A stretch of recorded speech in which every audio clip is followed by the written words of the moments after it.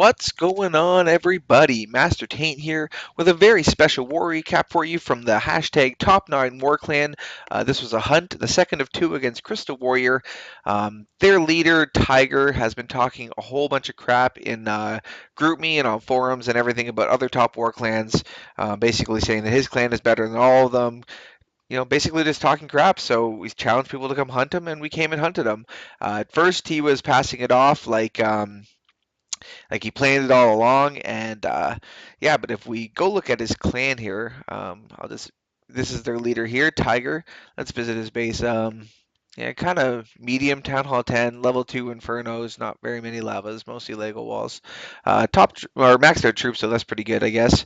But yeah, if you want to look down his clan here, he's only got 19 people left in the clan, and actually last time I checked, he only had 13 people left in the clan, and some of those were alts. So I think it's either falling apart or he's got some master plan. I'm sure he does. He's the ultimate clan leader, obviously. Yeah, even in this war here, you can see half the people that were in the war are gone. Even one guy didn't use any of his attacks. Yeah, obviously everyone on our side is gone because this is a couple days after the war. Now, if we look down the base here, you can see they left a lot of the Town Hall 9s not even cleaned up. On their side, we did leave the top Town Hall 10 1-starred, but 2 stars and 3 stars the rest of the way down. And obviously, all the Town Hall 9s got cleaned up because, I mean, what top war clan can't clear the Town Hall 9s, right? So the first attack I'm going to show you today is by Temujin versus their number 4, their leader, Tiger. Okay, so he begins his attack here at the top of the base with his Archer Queen. You can see this is going to be a 5 Golem Goho. 16 Hogs is all he's going to need to take down this entire base, and he also has 4 Earthquake spells here that are going to get his heroes and all these golems into the core. So you can see 4 of the golems have gone down now. Some wizards around the outside, and his Archer Queen is in at the top. He did have another wizard in his clan castle, just doing a little bit of cleanup on the buildings. And the 4 earthquake spells go down. You can see this opens up the entire core of the base.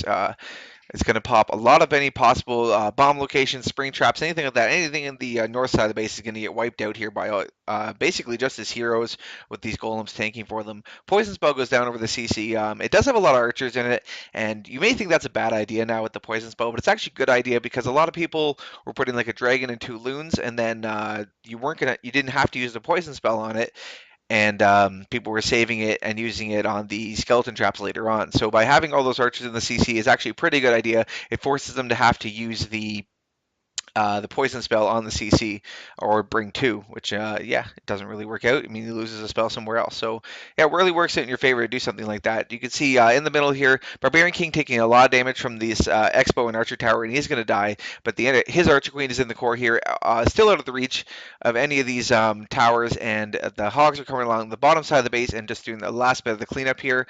Pops a giant bomb there. Heal spell goes down right after the bomb gets popped, keeps all the Hogs alive before that Wizard Tower is able to do too much damage.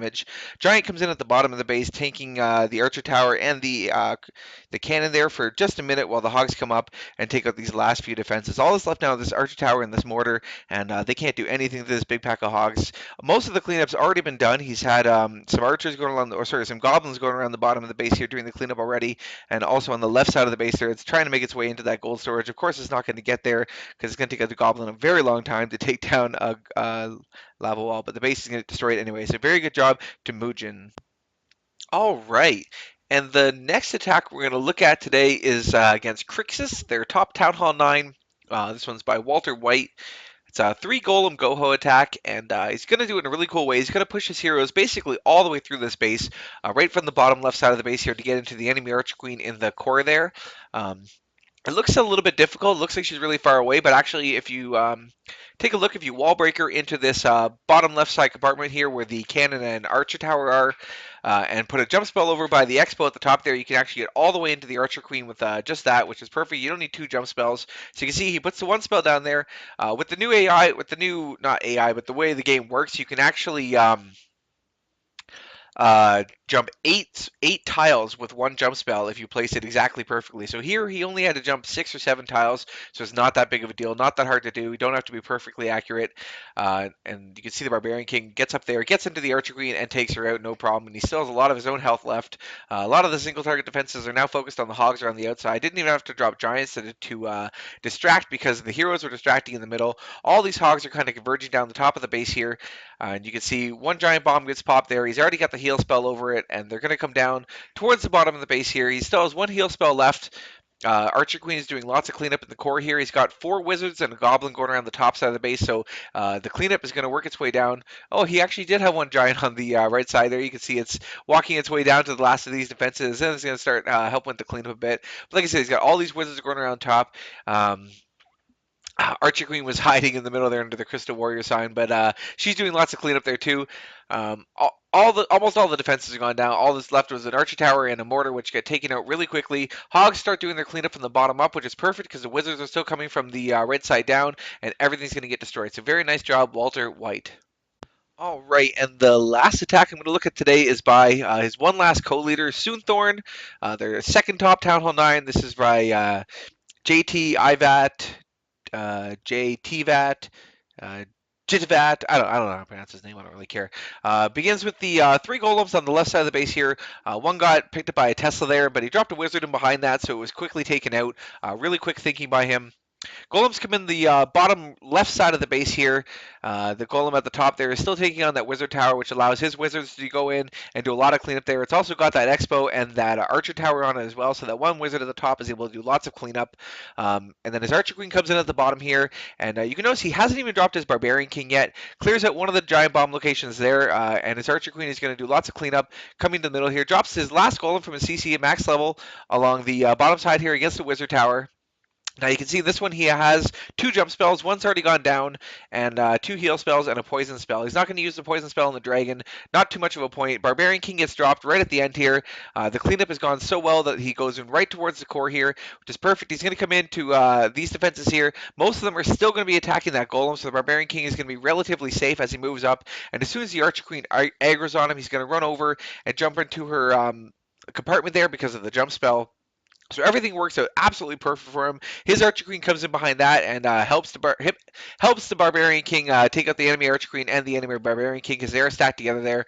And then the Hogs come in the bottom side of the base. 1 and 2, yeah, 2 giant bomb locations have been triggered already. Don't know if they were doubles or not. We assume that they were both singles. But the Hogs are going to move through the top side of the base here now because there is that gap there and he doesn't know where the other 2 bombs are. The heal spell goes down really early even though it wasn't there. Now there's no more really possible traps. There's a couple spring traps that could possibly be there, but it's not going to be too much of a problem for this big of a group of Hogs. He still has a heal spell left over. So really, even with the 2 jump spells, all he needed was 1 heal spell to take down this base. Didn't use the poison spell either. The Archer Queen ability hasn't even been used. It used it right at the end here. Wizards are already doing lots of cleanup around the bottom side, or sorry, the top side of the base, and Hogs are doing it as well. And yeah, drops the heal spell and the poison spell over the Crystal Warrior. This is like a final middle finger. Very nice job, JTIVAT, JTVAT, JTVAT, whatever.